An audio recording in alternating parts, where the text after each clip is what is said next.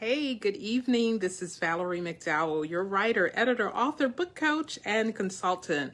I just want to celebrate with you today. It's been an amazing day and an amazing inauguration, but it's also Write It Out Wednesday. So we got like double blessings here today. And I just want to share with you what we're going to be talking about today. So for those who don't know me, I'm Valerie McDowell, writer, editor, book coach, accelerator. I've been writing like my whole life since I was a kid. And I work with writing and time challenged busy people, helping them get their stories told and their books published. And for the last 2 years now, I have helped about 15 brand new authors write and publish their books. I have about 12 in the works. So what are you waiting on? So today I want to talk about We Are History in the Making. This very momentous day has made me really consider some things. Hey, Brenda, good to see you. It's made me really think about, and I'm a history buff, so I just love everything about today. And so my mind is on that. But that's what we do as writers. We take stock of what's going on in our life, what's going on in our world, and we write about it, whether it's affecting us personally or it's affecting the world. So our topic today, like I said, is that we are all history in the making. And so this week, we've had the remembrance of Dr. Martin Luther King's birthday on Monday, and today, this inauguration. And so this has been a week of really great history making moments. But I wouldn't be the book coach if I didn't do this. I want to challenge you, okay? You writers, you soon to be authors, all of you who are listening, that, you have your own life. Let's see where you're making history as well. And I would say that your life is just as full, just as busy, just as history making as Madam Vice President, that you are probably the first to have done some things in your own family. And so even looking at my own life, like I was the first to graduate from college, of my siblings. I was the first to buy a house. I was the first to have a kid. I was the first to get a passport, and as a result, I was the first to travel. But also, I was the first out of my siblings to write and publish a book, or even in my immediate family. And so those are some firsts that I've done. But I'm sure, that for many of you, that you have had some firsts too, or you have accomplished some things or done some things that are history making. Okay, maybe the school you went to, the neighborhood you lived in, something you did. You wore your hair different than everybody else in your family. You went somewhere, you moved somewhere that you didn't know anyone. And so I think that there are so many history making events, but I would just share to make it easy. Hey, Tracy, good to see you. That one of the things that I would share as in a history making event is that the pandemic has really affected the world. It's still affecting us. It started last year. We're in 2021. And so even taking that, most of us, we have seen an inauguration, as great as it was today, as inspiring as it was today, as diverse as it was. But many of us have seen multiple inaugurations in our lifetime. And then, we had a very tragic thing happen at the same location 2 weeks ago. But at the same time, we've also seen unrest, violence, and different things like that in our country also. But what we haven't seen is a pandemic. Most of us for 3, 4, maybe more generations have never seen anything like this, where the whole country, let alone the whole world, has been shut down by an illness, And so what are the stories that are going to come out of it? I mean, that's one of the things that I think about, like how many books are going to be written about this pandemic. And I say to you, if you don't know what you want to write, if you're thinking about, what you want to write, that there are some things that you can actually write with regard to this pandemic, because it's just a whole plethora of information and storytelling, based on just everything that's going on. For instance, how many stories of triumph can we talk about with regard to this pandemic? The safe recovery of a family member, somebody who got medical treatment, someone who, was on an incubator with the respirator for weeks or months, but they recovered. What has happened with our kids in school? Like how many? I mean, I know there are lots of funny stories and memes about, parents and homeschooling, hiding, Kids are like, they're like, oh, that looks right. I mean, just the stories. Like my first book was about my ventures with my son during elementary and middle school. But so you can imagine writing funny stories about all the homeschooling or just everything you cook. How many of you are still cooking, for instance, like all the cooking that was being done March, April, May, and then people weren't cooking as much. You were still going to the store, you were still eating, but were you really cooking anymore? And so keeping that in mind, and then also, for all the heartbreak, all the tragedies, it's like those are stories too.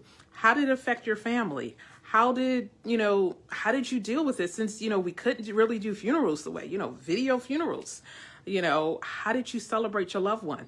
I mean, think about all of those things and, and also like, how did that affect your family? Because the thing is, this pandemic has made the whole world sick. And also, we're all sick of it too. Like, we're glad for a new administration. We're looking forward to, some more ramped up testing and vaccinations and just, more strategic plan going forward so that we can get to the other side. But the thing is, but your stories are made up of all of these things. Like everything that I've just talked about, everything that we've said, like this is what your stories are made of. And, go to any museum, go to any library, and what is it about? History, the stories. And they're really what happened to these people. I love museums. I love libraries. Every time in New York, if I'm in the area, I'm going to the library, the New York City Library. I'm going, the one that was in Ghostbusters. Yeah, I'm going to that one. It's like, I love the steps. I love everything about it. I love all the stacks. And it's just a beautiful place, beautiful architecture, all of those kind of wonderful things.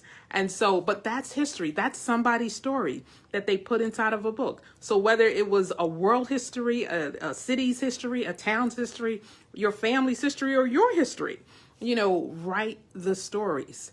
It's like, as your book coach, it's like, that's what we're here to do. Get those stories out of you.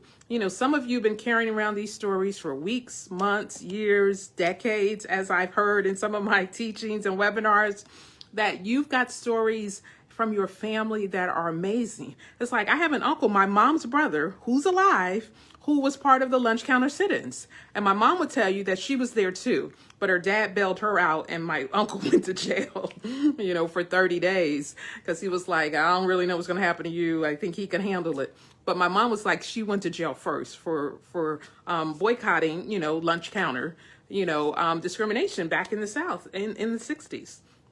So already they have all this history, and we are history in the making, that every day we're making history. Every day that the sun comes up again, the past is history. What happened? What did you do? What did you participate in? How have you made a difference? What impact have you made? Have you written it down? Okay. So these are the kinds of things that are going on in your life every single day. Okay, so tonight on Write It Out Wednesday, because I always got to give you points or hints or something. And the reason for those of you who are new joining me on Write It Out Wednesday, Wednesday is the day we come on here twice a month and we put you back at the top of your list, okay? That a lot of times we know your life is busy, you've got this to do and all the things I just listed, in this pandemic that you have to do and maybe doing more of as a result. So we try to at least make sure we're setting aside time. So twice a month we come on, and the other Wednesdays you should be writing, okay? When I'm not on here live, which I still might pop in, but we want to come on here twice a month to make sure at least we're thinking about it. We're putting writing at the top of our list. We're giving it some time. So just for a few minutes, I like to come on here and share with you and let you guys see me, see what's happening. And I'm in a new location today because it's like I've been watching TV a lot, working, like everybody's been multitasking today, like, had to watch the parade, had to watch Howard, it was a lot going on. And so what history will you write? Okay, what history? So I want to offer up 3 ways for you to write history from your own life, okay?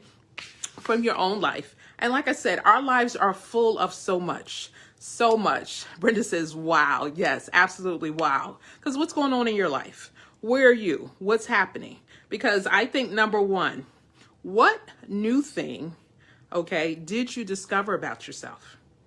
All right. Since we're talking about the pandemic in the last year plus, it's been almost a year, we're at 11 months now, 10 months. What have you learned about yourself?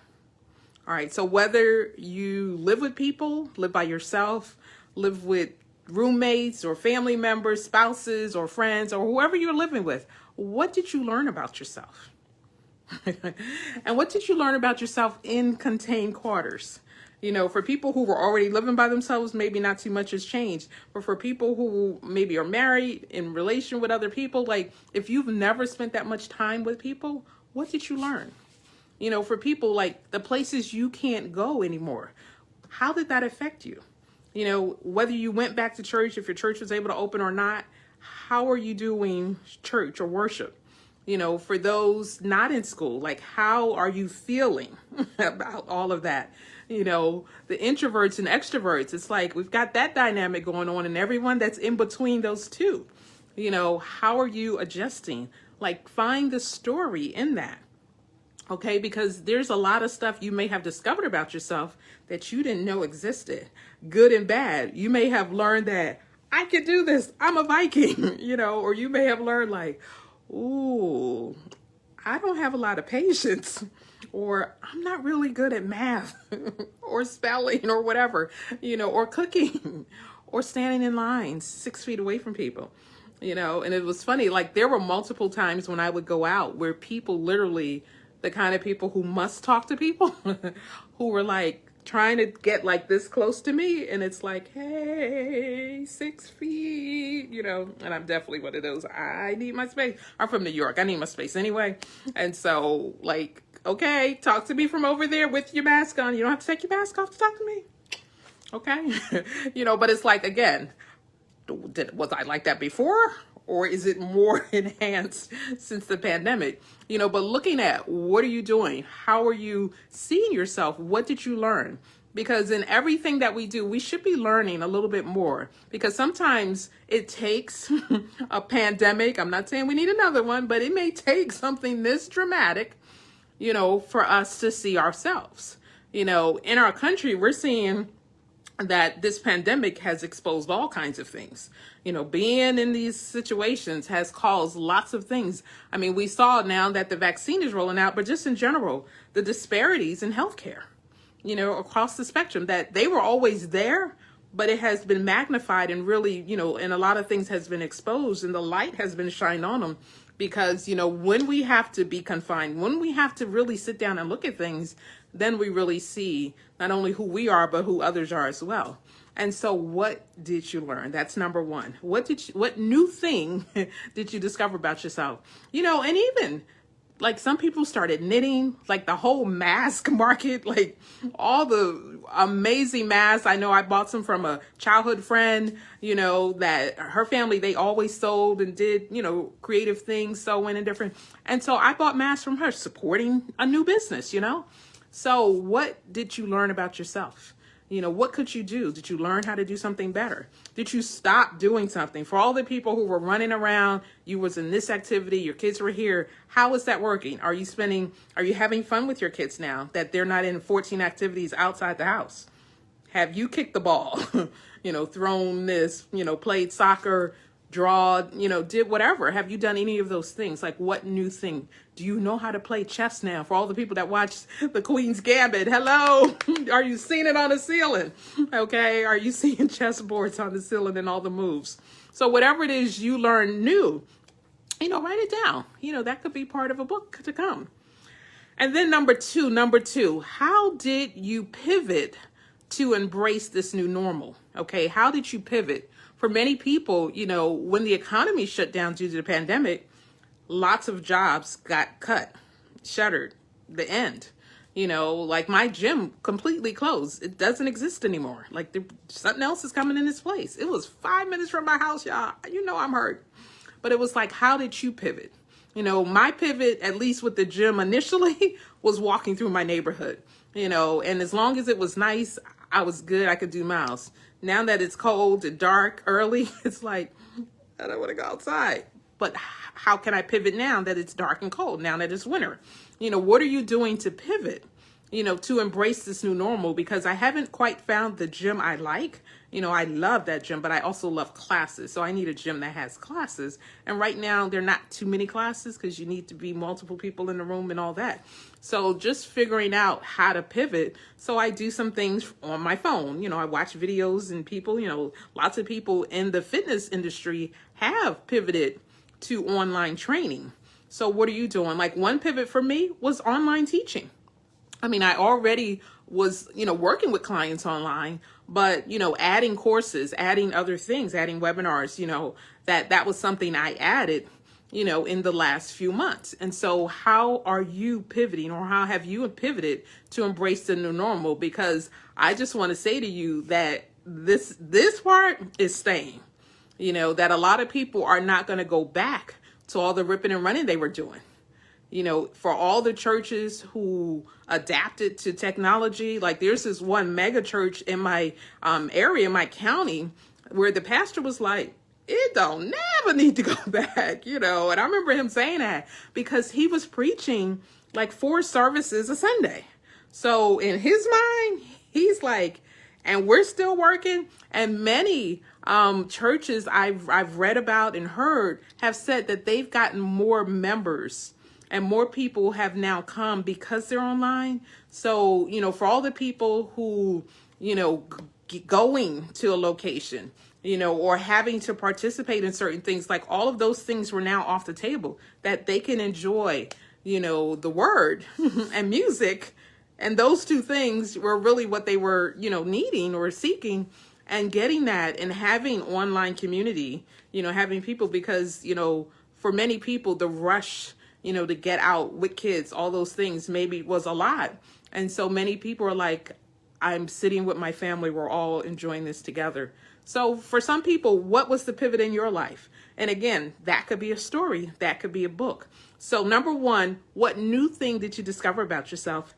Number 2, how did you pivot to embrace the new normal? And my third point for tonight is, what did you learn that makes life better now than it was before? Okay, so we discovered some things, we pivoted to some things, but what did you learn now that makes it better? Based on those things that changed, based on everything that's happened, what's better now? For a lot of people, particularly with the great number of lives that have been lost, people are like, they're spending more time with their family, they're talking more, they're connecting more, they're doing more things. But what about you? What did you learn that makes life better now?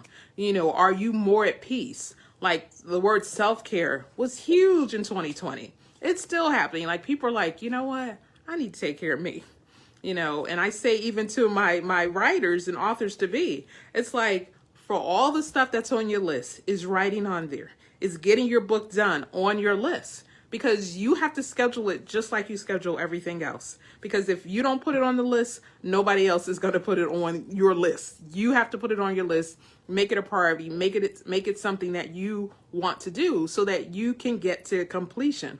Because I just released a book, one of my authors just last week, it's called Warrior Mom, an amazing book, about how she was able to get $10 million in scholarships, for her 3 kids, as well as hundreds of other kids, and one particular young lady, using, her support and other things, was able to get like 1.4 million, just one child.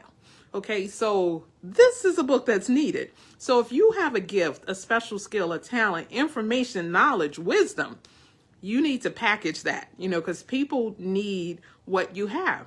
And this is how we are all history in the making, okay? That you don't have to wait to do something like fly to the moon, okay? Because we're not all going to be able to do that. But what are you doing today that's making an impact? Today we saw, a young, the child of immigrants to this country, which for those who love the musical Hamilton, that was also a story of immigrants. And they've got a famous line in there, like, immigrants get it done. Like, for so many people who've come to this country, or even those who were enslaved to this country, the work got done.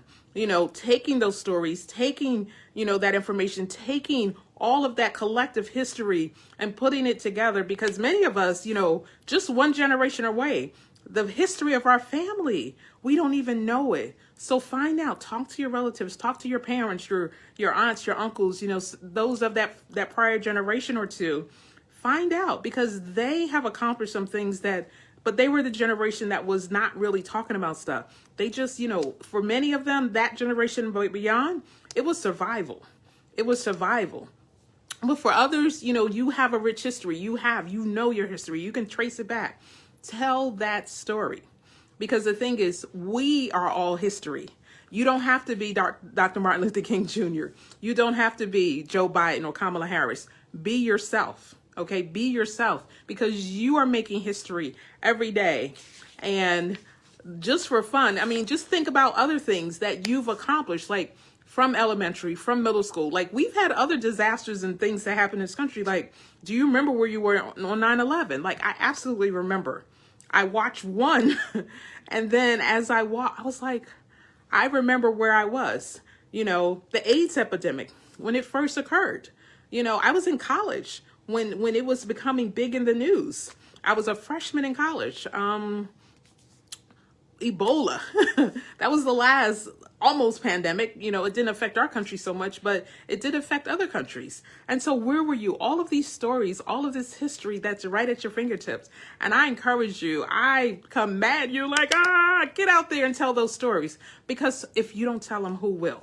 Okay, if you don't tell them, who will? So tonight we've been talking about how we are all history in the making. And so the 3 points I had for you tonight were, what new thing did you discover about yourself, that you can write as history?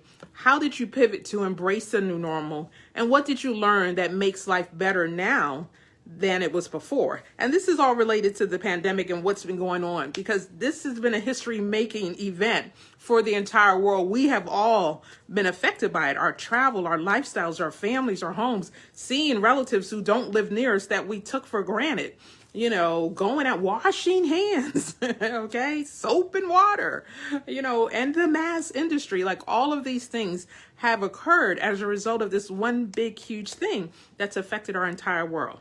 So I'm Valerie McDowell. I'm your writer, editor, author, book coach, and I'm a consultant.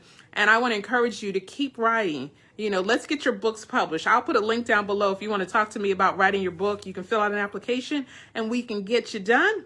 So keep on, go out there, be out there, make history, all right? Because I'm going to be out here making history. So I'll see you next time, all right? Talk to you soon. Bye.